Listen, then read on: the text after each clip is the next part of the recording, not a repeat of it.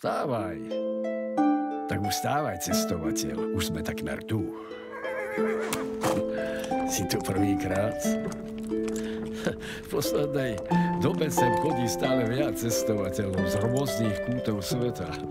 Dokonca nás navštívil aj sám cisár. A teraz nás aj jeho synovia navštívia. Čuduješ sa, prečo sú tieto kopce také holé? Nakedy tieto hory pokrývali lesy, lenže pre ťažbu v baniach.